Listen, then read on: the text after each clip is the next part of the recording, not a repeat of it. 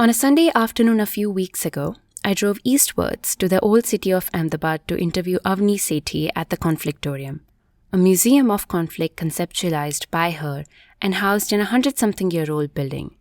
This was only my second in-person interview, so I was really excited to talk to her about being a cultural practitioner who foregrounds the issues of caste, violence, and oppression. That too in a city with a painful history of riots. We sat across each other with chai and biscuits and talked about their exhibits, their ongoing thematic inquiries, the function of repetition in public dissent, and the potential of museums in being institutions for dialogue, reconciliation, and closure.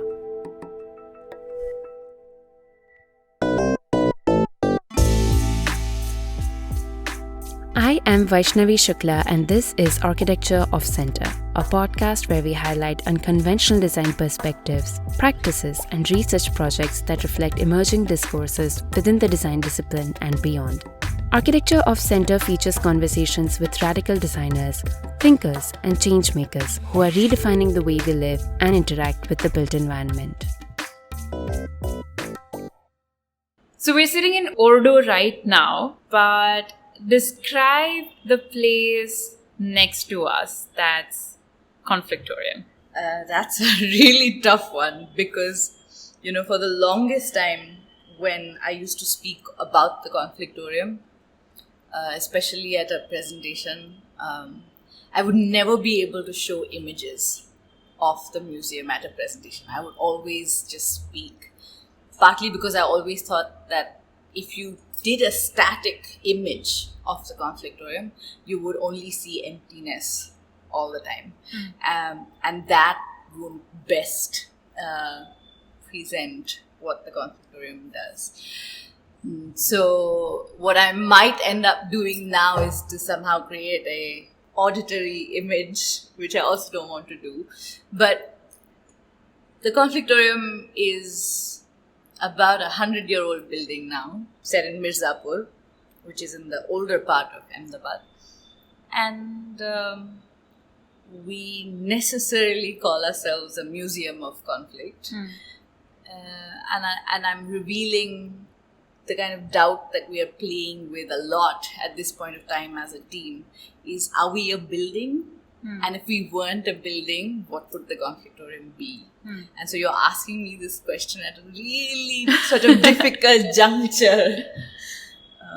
To describe it is difficult. But it's a museum that hopes to have dialogue, to have conversation with people who may be different from each other.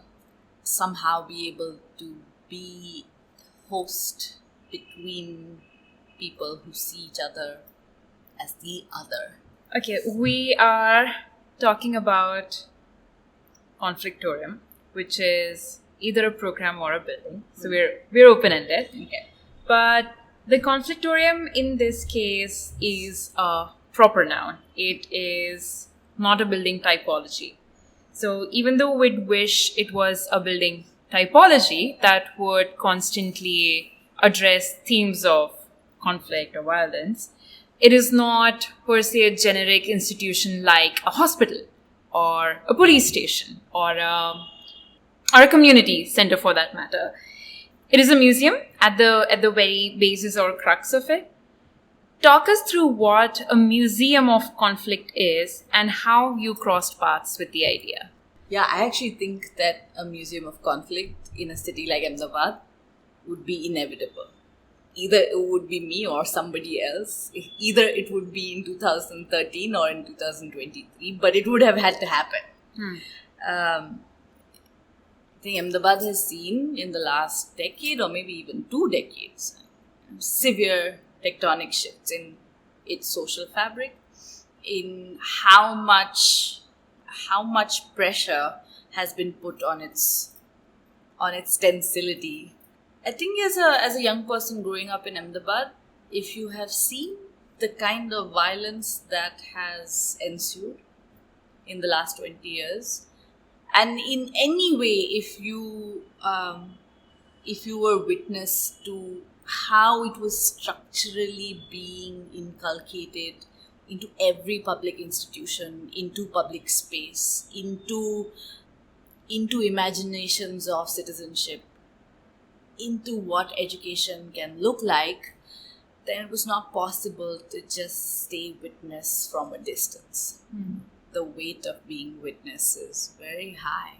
It's difficult to look at yourself in the mirror while you've been witness to something like this in an ongoing way. You have to respond somehow. You have to either respond within yourself or you have to respond outside of yourself. And I think the Museum of Conflict in that sense was a response to precisely the kind of violence that this city is capable of. And maybe now the country is not only or the world is capable of, and increasing the tempo of every single day that we go past. So in that sense, I think it was inevitable. You know, there's a sher that Sahir Ludhianvi had written, saying, "Khoon phir khoon hai, टपकता है तो जम जाता है, जुल्म फिर जुल्म है, बढ़ता है तो थम जाता है." So that's the nature of violence. It will have to cease when it increases. And it's also in the hope of that it will have to cease, and we will have to do whatever it takes in whatever sphere for it to cease. So in that sense, I think the Museum of Conflict is only an attempt to say, how does one visibilize some of this violence for those who are implicated within the violence? Because those who suffer the violence don't need any showing. They see it. It's their life. It's really in the name of whom the violence is performed, on behalf of whom the violence is performed, who have the privilege then to not even see it, to not even acknowledge that it occurs. Now, the gap between those who suffer it and those who sanction it, the gap is so large. The meeting place, the common ground doesn't exist. So, as civil society or civic beings or people who have a heart, it only makes sense to be able to find those spaces. This ties very well into what I was going to lead with after, but so in the Conflictorium there are various spaces where kind of the museum challenges the viewers to face incidents of violence and conflict, not explicitly, but even implicitly in that sense. Now, one would assume that with every conflict, there arises a need for confrontation first, and then acceptance, and maybe eventually resolution or reconciliation. So knowing that the function of museums as, institutions that showcase remnants of a remote or a near past, without the burden of providing a safe place where other more difficult conversations can happen, how do you see the Conflictorium in a city like Ahmedabad? We have quite a shameful history in that sense. So how do you position it as not just a place where you confront the shameful history, but also in some ways, I don't want to use the word closure, but kind of come to terms with whatever has happened? Yeah. I mean, you're right that the museum, in a sense, never took no responsibility at all. In fact, it in its moment of origin is actually a place where loot is on display. Yeah, right. Where imperial conquest is in full view for its own subjects to take pride in. Now, from that point of view, what is then our reason to hang on to that nomenclature or that category of wanting to be the museum in the first place? In this shameful history that you're talking about, there's a large question of how state narratives are produced, propagated, mediatized, and multiplied many, many fold. and how they begin to have certain kinds of legitimacies. The state has certain tools or infrastructures to produce narratives and convert them into legitimate narratives. Now, what are these infrastructures? What are these tools that the state has? And there's a list of those, including textbooks, museums, of course, public policy, the law, legislation. These are all tools through which narratives are constructed, or a sense of identity, a sense of history is actually produced in the here and now constantly. The amount of resources a state has and the amount of monopoly it has over violence, no civic being can match that. And I think that's precisely where there is a possibility of doing something. That the state produces large images. I think as artists, cultural practitioners, we have the ability of producing really small images, which actually, even if the state tried, it cannot do. It can only talk about 7 million people, 3 million people. I think as people, as citizens, as artists, we have the ability to talk about 3 people. We have the ability to talk about 10 people. And then what happens to the museum? What happens to 10 people meeting in a space that we call a museum? What happens if you only require small room with a roof on top to come together and talk about the violence that happened or continues to happen? You suddenly say that, we don't need your infrastructure. We don't need large support to be able to produce our own narratives or to propagate narratives of those who have been suffering. It is really in the smallness of the infrastructure that is like a little, like when the peepal tree grows from inside a concrete building after many years, and you'll see many of those peepal tree plants growing through the Conflictorium. It's a worrying thing. It's also an incredible thing of how large narratives or large infrastructures can get punctured. The rupture has great potential. And I feel like in a city like Ahmedabad, that's the only way to confront the technologies of the state, is to actually build solidarities, to build conversations, to cross the lines of segregation that are so carefully constructed within the newest policies that are coming up. So, for example, we have the low-income areas that come up, like low-income housing areas that are demarcated in the urban plan for the city. With as much debate that's available in the world on this, common sense says that if you further segregate those that are low income and those that have all the resources, you're going to segregate them at the level of public parks, you're going to segregate them at the level of education. Where are we going to meet anybody who's different than us?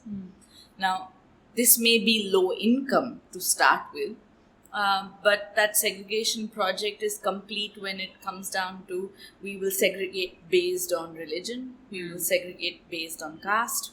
So the segregation project is the most frontal project in the mind of the state, whereas its job is probably exactly the opposite.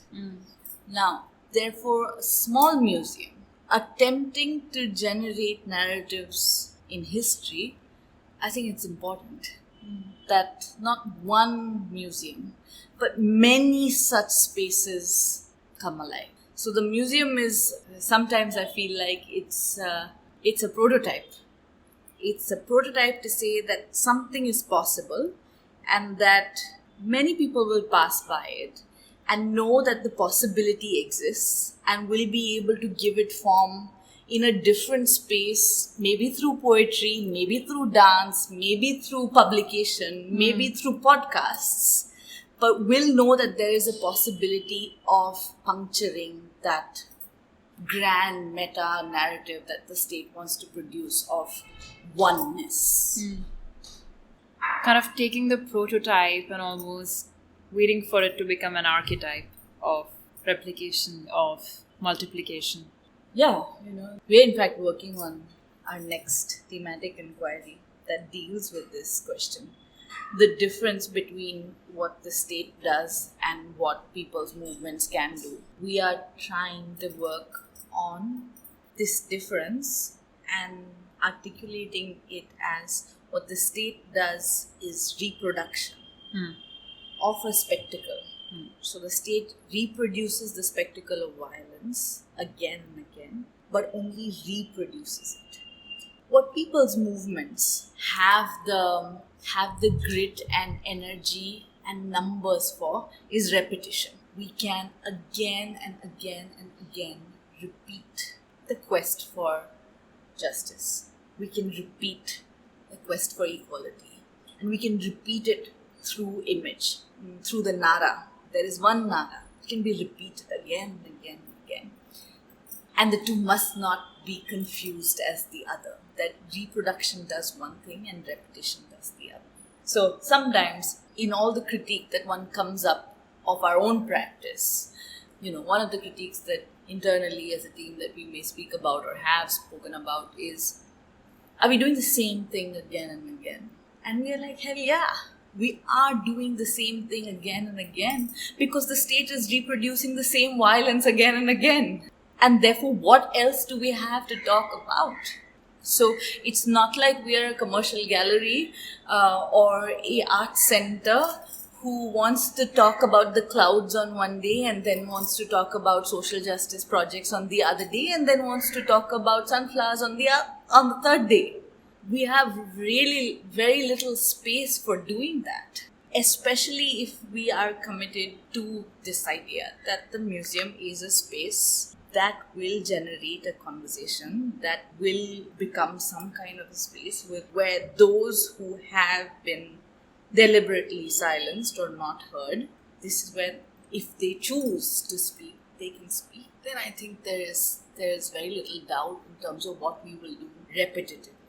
If there's any particular installation or exhibit that you would want to talk about to kind of exemplify just the premise that you mentioned, what would you pick? In that sense, I would say that all the exhibits are actually doing the same thing. They really speak of the same thing. They just arrive there through different doors. So for example, if I talk about the last thematic inquiry, which was called Fabricating Love and Other States, we were trying to examine what is love? What is love? It's also because it's so difficult to talk about it at present, in our present political context, but also that love is so difficult to talk about in the context of culture practice. We have had enough iterations that tell us what love looks like, whether it's our films, especially Hindi films, Bollywood films, which are rampant, and we know how much influence they have on at least this part of the country, on the psyche, on how we imagine relationships. Television, literature, all these sites have many, many examples or many instances of how they have shaped our imagination of how we should think of love. If for a second we could put that aside of how we receive these images, we wanted to examine what can love look like, or what are the instances that we will choose to talk about. For me, that's personally been a very special inquiry. So it ranged from producing a film called Sabarmati and Its Lovers, where we were examining what is this new design of the Sabarmati riverfront that has in fact allowed for increased number of suicides between lovers. There's something intrinsic in that design that allows or enables to do that.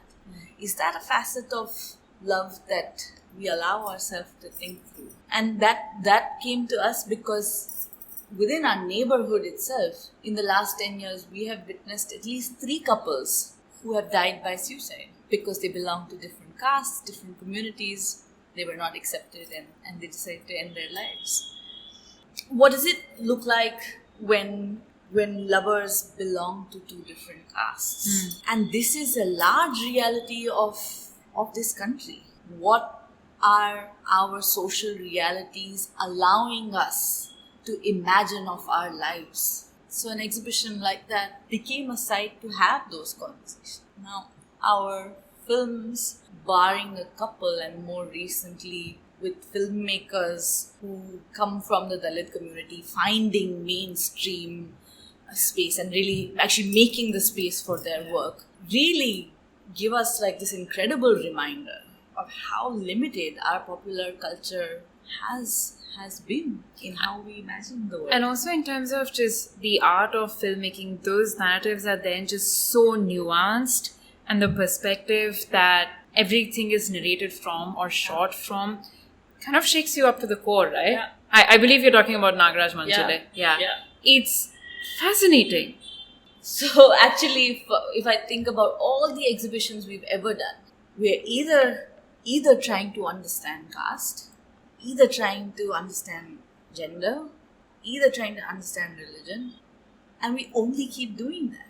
Now, the other day someone who used to come to the museum initially when it opened and then stopped coming, and I met her at an exhibition opening and I said, I don't see you anymore.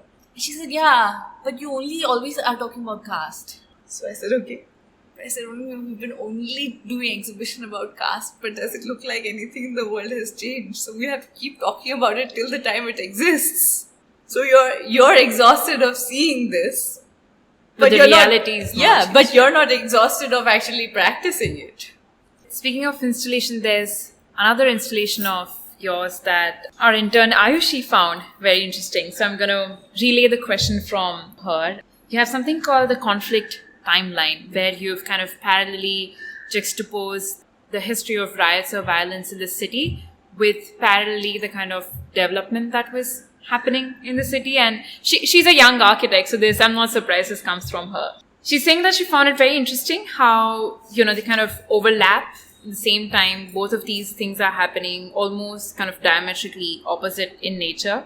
And we are the country's first World Heritage City. There's a lot of architectural wealth in the city. And when we look at the timeline of the riots and of these prominent buildings, it makes us question how and if there was any consideration given to the contemporary social unrest while these buildings were designed and built.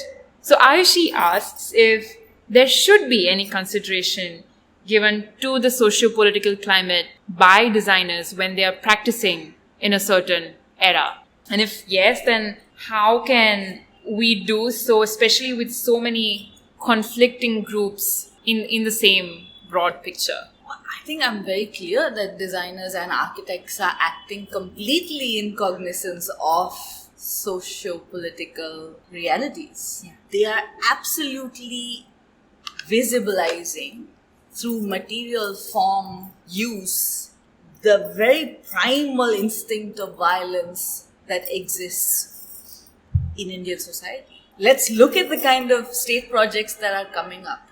What is this new typology that the Indian state is sanctioning? It's hyper-masculine. It's larger than life. It's lots of concrete. There's absolutely no space for fragility. Absolutely no space for doubt or being vulnerable. What is the material that we see the Indian state representing us through? It's concrete. That says something about how architects are completely imbued in a social political reality. In fact, are only making it or giving it a visible form. So I would not treat them in the first place as innocent or as, I wouldn't think of them as designing in studios and unaware of what may be happening outside. I would say that either they are a product of what is happening outside and therefore choosing a politics when they choose to design what they design and who they design for. Now, if you are asking me whether architects, designers, policymakers should have a spine, yes, they do. I'm also, while I say this, aware that for every very, very large project, the way to dismantle it is through several very small projects. I don't think that the methods that the state uses are the methods that we need to use as citizens to counter it. Very famously said, right, that you can't dismantle your oppressor's home with the same tools as the oppressor. So the tools will have to be different. The language will have to be different. Can't be the same. It's almost like saying you can't heal in the environment that made you sick. Yeah. But if you were to do it differently, I mean, I wrote my thesis kind of looking at how the Central Vista project, all the entries that they had received, the 6 entries, how each architectural firm was pandering to a different vision of what Hindu nationalism is or nationalism is, which by default right now is Hindu nationalism, and it trickles down to using of lotuses in one proposal on the facade of buildings, or having this idea of a utopian Mughal garden on Rajpath, all different versions of it. And for some reason, I do feel that art or being an artist allows you a certain kind of liberty that maybe a profession like architecture doesn't necessarily. I don't know if it has to do with the question of scale, but in a world where architects or designers would have had the agency to do it differently, what could that difference look like? Especially for state-sponsored projects. Yeah, I really find it difficult to imagine that the resolution of this is in the doing. It's actually in the being. It's in the choices that one makes. Actually, in your question, I feel there are some things embedded. Like, at what scales are we prepared to work at? Do we, in our need to a certain architectural prowess, agree and believe that an entire river should be locked in to 2 sides of concrete? Does our humanness allow us to think of rivers like that? Within our humanness as architects or designers, do we think of 150, 200-year-old trees as dispensable because that's what the design demands? So I do really think that the question of doing things differently is, I think it's attached to saying how much of our humanness are we ready to trade in the pursuit of good design. If designers just agree to stay human much more than having architectural feat accomplished, I think that's doing things differently enough. On a slightly brighter note for our final question, I know now you've just entered the 10th year of the Conflictorium, and in one way you've celebrated it by opening another one in Raipur. So talk us through what is planned for the year, about the new Conflictorium, and just what's next for you and the Conflictorium. That is right. We have entered our 10th year on the 14th of April this year, and we did open a Conflictorium in Raipur. Raipur, Chhattisgarh is a very different context than Gujarat is. I think for us, being able to put together that museum, to start it, and hopefully to run it for some time, has really been about testing whether what we say is a methodology, essentially. That the Conflictorium is a method of being able to have conversation, to be able to hold space for dialogue. If we believe that, let's test it. Is it possible? Is it possible to go to a different context, meet people who live there, who may want to own this and have this conversation, anchor it?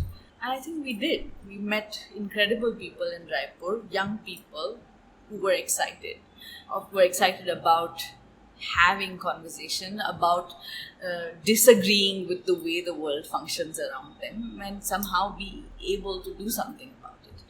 And I think that affirms something about this method that we have just a sense of. And I'm saying this after 10 years of doing this work, that we only have a sense of it. It's still very difficult to articulate what is it exactly that we are doing. Can you make templates out of this? I'm not sure whether it's a template. But I know that within that methodology, there is some amount of empathy that's written into how we begin to approach a situation. And I think Raipur, or the opening in Raipur, affirmed some of that sense, that there is something in the methodology that may be working. And so we'll go wherever we are invited next. Every once in a while, we get an email by a visitor who's come from another city saying, I live in so-and-so city. I remember this email particularly. I live in Nagpur. And it would have been very different if there was the Conflictorium in Nagpur while I was growing up. Will you ever consider thinking of opening one in Nagpur? And for me, I take that invitation very seriously. It's not just an email from a visitor who felt moved. For me, that's a legitimate invitation saying, come to this city. And so, yeah, whoever is writing that next email, and we try really hard to muster up the resources to make it happen. But we are also playing at, our playground is a resource deficit playground because of the nature of the work. And I don't want to make this a complaint about how resources function in the world. We know precisely why they function in this way. Young people, old people, people who want to not live the way that they have been living, people who want to have conversation. I think anybody who wants to make an invitation, I think we go. So here's hoping that the Conflictorium is not just a prototype but also becomes an archetype. Thank you so much for doing this in person. More than anything, I think while it's great joy to constantly meet people who are doing interesting work and speak to them, there's beauty in sitting across face to face and seeing your emotions and seeing the beautiful space that you've built. So thank you so much. Thank you for this conversation. Special thanks to Ayushi Thakur for the research and design support, and Kahan Shah for the background score. You can send in guest suggestions to our Instagram account Arc of Center or through our website arcoffcenter.com. That is ARCHOFFCENTRE. Thanks for listening.